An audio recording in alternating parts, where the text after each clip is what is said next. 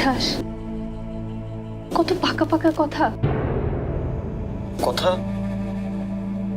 কথা 2টা বছরও হয়নি তো, সেদিন আমরা ঢাকায় আসছিলাম। কথার কত উচ্ছ্বাস, চিড়িয়াখানা দেখবে সে। আমরা সেদিন চিড়িয়াখানা থেকেই ফিরছিলাম। বাবা, ভালুকের অনেক লোম না?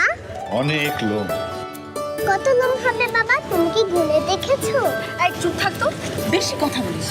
আমি তো কথাই বলবো। খুব পাকামো হচ্ছে না? বাবা, আমি নামবো, হাঁটবো। এই না, নামতে হবে না। বাবা, আচ্ছা, এই নামিয়ে দিচ্ছি, কিন্তু তুই আমার একদম হাত ধরে থাকবি, কোথাও যাবি না। এটা কিন্তু ঢাকা শহর, বুঝতে পেরেছিস? বাবা, কালকে আমরা চিড়িয়াখানে যাব না? কালকে আমরা গ্রামে যাব, লঞ্চে চড়ে। লঞ্চের ছাদে চড়বো, মাঝরাতে মায়ের গান শুনবো। খুব আহ্লাদ না? বাবা, আমি ওগুলো নিয়ে আসি। এই কথা, এই কথা, বাবা,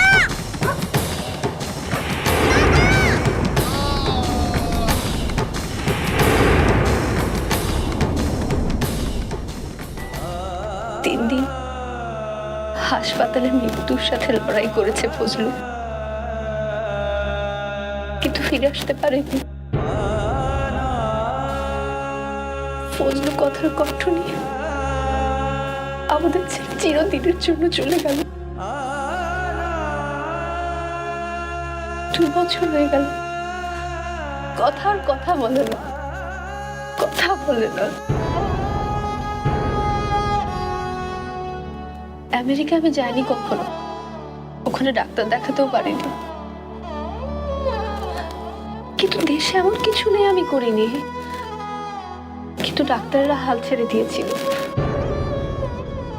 কঠিন কঠিন শব্দ বলেছে, কিছু ওষুধও দিয়েছিলেন, কিন্তু লাভ হয়নি। কথা যে জন্ম থেকে বোবা তা না, কিন্তু আর কথা কথা বলে না। শকড। হয়তো সব, না হয় আমার পোড়া কপাল। কথা ভালো হয়ে যাবে মায়া, কোনো চিন্তা করিস না, কথা ভালো হবেই। হবে না আপা, হবে না। যে পাপ আমি করেছি, আমি আর কোনোদিন কথাকে ফিরে পাবো না। কিন্তু তুমি তোকে ভালোবাসো, তোমরা বাসো, তোমরা তো ভালো মানুষ।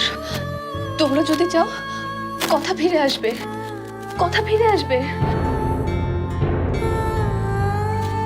আমি তোমাদের কাছে হাত জোড় করে অনুরোধ করছি আপা, আমার কথা কেড়ে দাও। আমি চলে যাব, আমরা চলে যাব। আমি আর এই শহরে থাকবো না, আমি চলে যাব আমার সেই নদীর পাড়ে।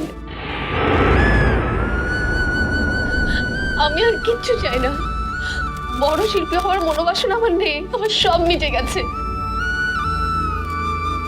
সম্পত্তি নিয়ে কি করবো আমি, যদি আমার একমাত্র সম্পদ কথাই না থাকে?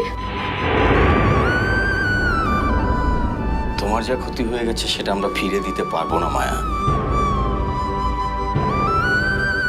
কিন্তু কথাকে আমরা সারিয়ে তুলবো, কথাকে সর্বোচ্চ চিকিৎসা দেব।